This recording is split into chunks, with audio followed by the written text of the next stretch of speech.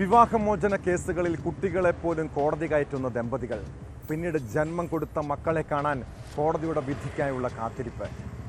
അങ്കമാലി ശ്രീമൂലനഗര സ്വദേശിനി റിയയും ഭർത്താവ് ജിനുവും തമ്മിലുള്ള വിവാഹമോചന കേസ് കോടതിയിൽ നടന്നു വരികയാണ്. അതിനിടെയാണ് നാടിനെ നടുക്കിയ സംഭവം. മൂക്കന്നൂരിൽ നടുറോഡിൽ വെച്ച് ഭാര്യയെ കുത്തിക്കൊലപ്പെടുത്താൻ ഭർത്താവിൻ്റെ ശ്രമം.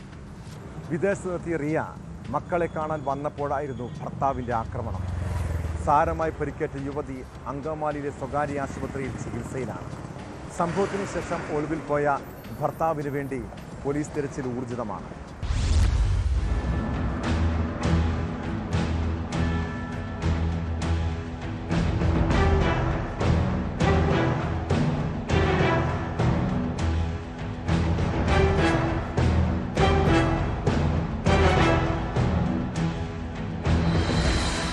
രാവിലെ മൂക്കന്നൂർ ഫെറോനോ പള്ളിക്ക് പുറകുവശത്തെ റോഡിൽ വെച്ചാണ് ആക്രമണം നടന്നത്. റിയയും ഭർത്താവ് ജിനുവും വേർപിരിയുന്നത് സംബന്ധിച്ച കേസ് കോടതിയിൽ നടന്നുവരികയാണ്. അതിനിടെ വിദേശത്ത് നിന്നുമെത്തിയ റിയയ്ക്ക് കോടതി കുട്ടികളെ കാണുന്നതിനായി സമയം അനുവദിച്ചിരുന്നു. 10ലും 8ലും പഠിക്കുന്ന 2 ആൺമക്കളാണ് ഇരുവർക്കുമുള്ളത്.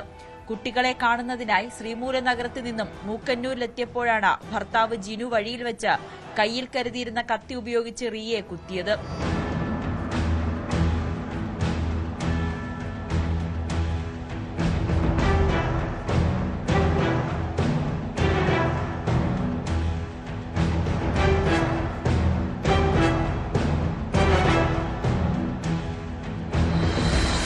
പരിക്കേറ്റ റിയയെ അങ്കമാലിയിലെ സ്വകാര്യ ആശുപത്രിയിൽ പ്രവേശിപ്പിച്ചു.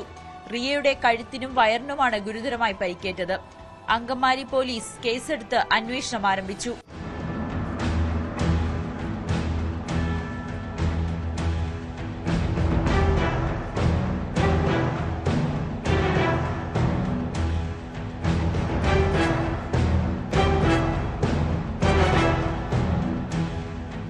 ന്യൂസ് 18 കൊച്ചി.